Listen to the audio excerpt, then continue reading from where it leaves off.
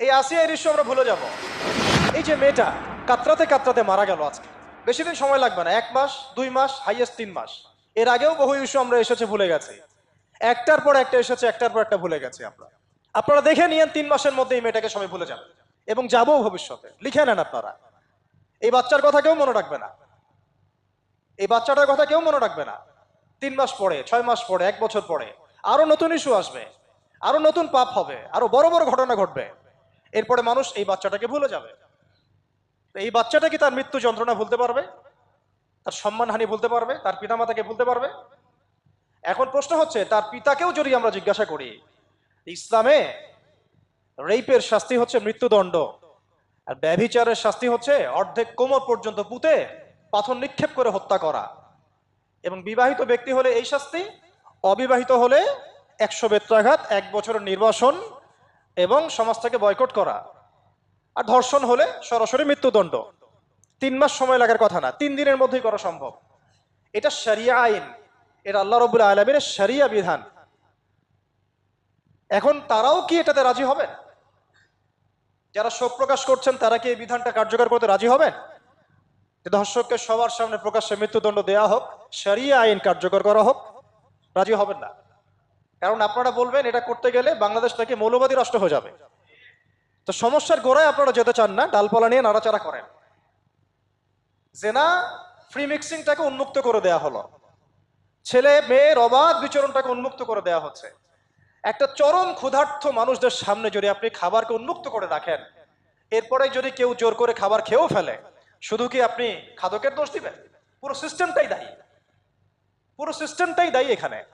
আপনি নারী পুরুষকে অবাধ মেলামেশা দিয়েছেন, ফ্রি মিক্সিং এ দিয়েছেন, একদম ছোটবেলা থেকেই, স্কুল লাইফ থেকে, কলেজ লাইফ থেকে, ইউনিভার্সিটি লাইফ থেকে, জব সেকশনে, এমনকি রাজনীতি করতে গেলেও কর্পোরেট সেকশনে, ব্যবসায়িক সেকশনে, অফিস আদালতে, সব জায়গায় ফ্রি মিক্সিংকে অবাধভাবে আপনি উন্মুক্ত করে দিয়েছেন, আমরা উন্মুক্ত করে দিয়েছি।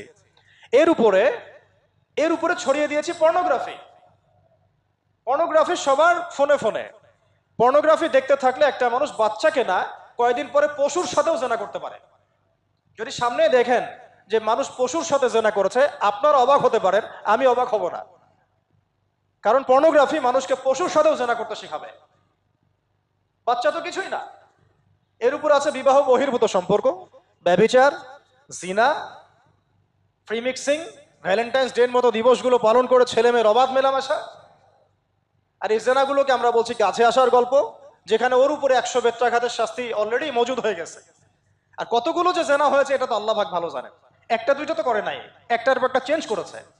বিবাহিত ব্যক্তি পর্যন্ত অন্যের স্ত্রীর সাথে জেনা করেছে।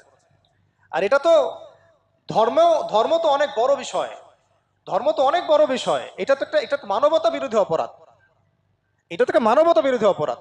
এখন সমস্যা কি এক কেন্দ্রিক? এটা বহুমুখী সমস্যা। ফ্রি মিক্সিং রেখেছেন, পর্ন চালু করে দিয়েছেন, এবং সবচেয়ে বড় কথা, এর শরঈ বিচারটুকু নিশ্চিত হচ্ছে না। তাহলে সমাজের মধ্যে এগুলো কমবে না বাড়বে? সিম্পল, সমাজের মধ্যে এগুলো বাড়বে। 6টা কাজ করেন, ইনশাআল্লাহ তাআলা কমে যাবে। প্রথমত, শরঈ পর্দা নিশ্চিত করেন। দ্বিতীয়ত, ফ্রি মিক্সিং বন্ধ করে দেন। তৃতীয়ত, আপনারা জেনার শাস্তি চালু করেন। চতুর্থত, সমকামিতা বন্ধ করেন, সমকামিতা বন্ধ করেন, এলজিবিটি বন্ধ করেন। পঞ্চমত, ব্যভিচারের যে রজম শাস্তি চালু করেন, শরঈ বিধান চালু করেন, পর্ন সাইটগুলোকে বন্ধ করে দেন, এবং সমাজে তাকওয়া নৈতিকতা শিক্ষাটাকে বাড়িয়ে দেন। দেখেন সমাজে জেনা কমে না বাড়ে। কিন্তু কেউ এই সমস্যার গোড়ায় যাবে না। একটা ইস্যু আসবে, একটা ইস্যু যাবে।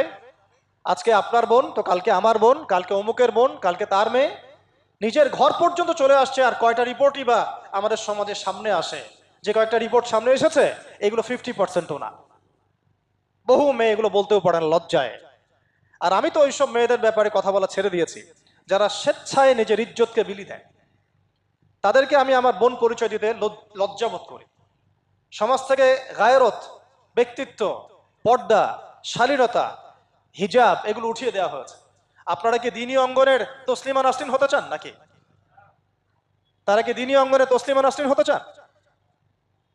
কেন আপনি একটা ছেলের সাথে হারাম সম্পর্কে জড়াবেন? কেন প্রেম করতে যাবেন? কেন আপনি তার সাথে বাইকে করে ঘুরতে যাবেন? কেন আপনি আপনার বন্ধুদের সাথে ফ্রি মিক্সিংয়ে ঘুরতে চলে গেলেন, 3 দিনের রাস্তা, 7 দিনের রাস্তা, 10 দিনের রাস্তা, অথচ আপনার উপর হজও ফরজ না মাহারাম ছাড়া। না আপনি পর্দা মানছেন, না মাহারাম মানছেন, আর সমাজে না আছে ইসলামী শরিয়া আইন অনুযায়ী বিচার, আর না আছে পর্ন বন্ধের উদ্যোগ, আর না আছে ফ্রি মিক্সিং বন্ধের উদ্যোগ। তো আপনার ইজ্জত চলে গেলে কে ফিরাই দিবে আপনাকে? আমি তো আপনার ভালোর জন্যই কথা বলছি। সমস্যা হচ্ছে আমরা সমস্যার গোড়ায় যেতে চাচ্ছি না। আজকে এই কথাটা আমি এখানে বলতে চাই নাই, শুধু কথা প্রসঙ্গে চলে আসছে যে এই যে মেয়েটা কাতরাতে কাতরাতে মারা গেল আজকে, আপনারা দেখে নিয়েন 3 মাসের মধ্যে এই মেয়েটাকে সবাই ভুলে যাবে। সমস্যার গোড়ায় আসেন। সমস্যার গোড়া হচ্ছে আল্লাহর জমিনে আল্লাহর দ্বীন ইসলাম বাস্তবায়ন না হওয়া পর্যন্ত এই মানবতার মুক্তির কোনো রাস্তা নাই।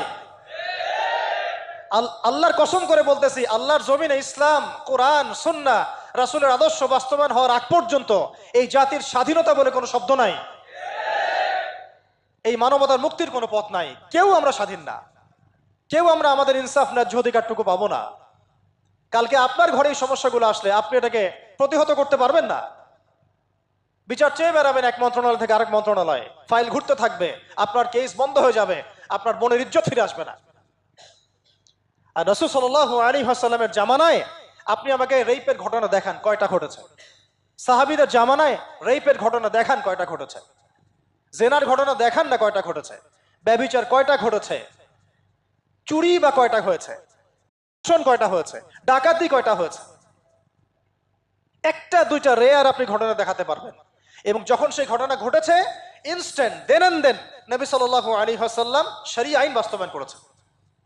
তিনি শুধু মানুষকে তাকওয়ার ওয়াজ নসিহত করেন নাই, বরং আল্লাহর আইনও বাস্তবায়ন করেছেন। এই দুইটা সমানুপাতিক ভাবে চলতে হবে সমাজের মধ্যে। শুধু তাকওয়ার ওয়াজ করেই সব বন্ধ করা যাবে না, আইনও বাস্তবায়ন করতে হবে। তখন দেখবেন সমাজ সমান্তরাল ভাবে চলবে, একটা আলোকিত সমাজ বিনির্মাণের দিকে আমরা হাঁটতে পারবো ইনশাআল্লাহ। শুধু আমি ওয়াজ করে যাব, আইনের কোনো বাস্তবায়ন নাই, আবার আইন বাস্তবায়নে কথা বলবো, তাকওয়ার কোনো সমাজ নাই, এভাবে হবে না। দুটো একসাথে চলতে হবে। আমরা দুটো থেকেই সমাজকে বিচ্ছিন্ন করে ফেলছি। স্কুল লাইফ থেকে তাকওয়ার শিক্ষাটাকে আস্তে আস্তে শেষ করে ফেলছি। আমি তো দেখালাম তাকওয়া তো শিখবেন আপনি কোরআন থেকে, হাদিস থেকে, সিরাত থেকে, সেটাই তো আমরা পড়ি নাই। আমি চ্যালেঞ্জ করতে পারি আমাদের স্টুডেন্টদেরকে, আল কোরআনুল কারীমের 10টা সূরার অর্থ তারা বলতে পারবেন না। হাদিসের মধ্যে 100টা হাদিস তারা মুখস্থ বলতে পারবেন না। রাসূল সাল্লাল্লাহু আলাইহি ওয়াসাল্লামের পবিত্র জীবনী তারা 20 বছরে একটা কিতাবও একাডেমিক্যালি পড়েন নাই। ইসলামের ইতিহাসের একটা কিতাব একাডেমিক্যালি পড়ানো হয় নাই। তাজকিয়া সংক্রান্ত একটা কিতাব পড়ানো হয় নাই। ফিকহের উসুলে ফিকহ ছাড়া আপনি কিভাবে চলবেন? ফিকহের একটা কিতাব পড়ানো হয় নাই। তাহলে এই জাতিটাকে আপনি কিভাবে ইসলামের দিকে নিয়ে আসবেন? শিক্ষা ছাড়া। শিক্ষা না থাকলে, ইলম না থাকলে আমল কিভাবে আসবে? আমল না থাকলে তাজকিয়া কিভাবে আসবে? তাজকিয়া না থাকলে আত্মশুদ্ধি কেমনে আসবে? আর কিভাবে আমরা সৎ পথে থাকবো, অসৎ পথ থেকে দূরে থাকবো? কিভাবে আমাদের মধ্যে আল্লাহ ভীতি জাগ্রত হবে? আর আল্লাহ ভীতি যদি জাগ্রত না হয়, আমি গুনাহ থেকে কেন দূরে থাকবো? যার মধ্যে আল্লাহর ভয় নাই সে গুনাহ থেকে কেন দূরে থাকবে? তার মধ্যে তো আল্লাহর ভয় নাই। তা আমরা তাকওয়া বিবর্জিত সমাজ প্রতিষ্ঠার দিকে এত মেহনত করেছি বিগত প্রায় 50, 60, 70 বছর থেকে। কিন্তু আগামীর বাংলাদেশে আমরা এটা আর দেখতে চাই না। আমরা আগামীর বাংলাদেশে দেখতে চাই প্রত্যেকটা সেক্টরে যেন তাকওয়া নিশ্চিত হয় এমন ব্যবস্থা গ্রহণ করতে হবে, এবং একই সাথে আল্লাহ রাব্বুল আলামিনের জমিনে আল্লাহর বিধানগুলোও বাস্তবায়ন করতে হবে। শুধু তাত্ত্বিক কথাবার্তা বলে, দুঃখ প্রকাশ করে, শোক প্রকাশ করে কোনো লাভ হবে না, যতক্ষণ পর্যন্ত না আমরা আল্লাহ পাকের জমিনে তার আইন এবং বিচারগুলোকে বাস্তবায়ন করতে পারবো। আর আল্লাহর কসম করে বলছি, আল্লাহর জমিনে আল্লাহর বিধান বাস্তবায়ন হলে সমাজে পাপের হার তো কমে আসবেই। সমাজে পাপের হার তো কমে আসবে। কোনো কাফের, মুশরিক, মুরতাদ জনগোষ্ঠী আমাদের দিকে চোখ তুলে তাকাতে পারবে না ইনশাআল্লাহ। আমাদেরকে দাসত্ব শৃঙ্খলে আবদ্ধ করতে পারবে না ইনশাআল্লাহ।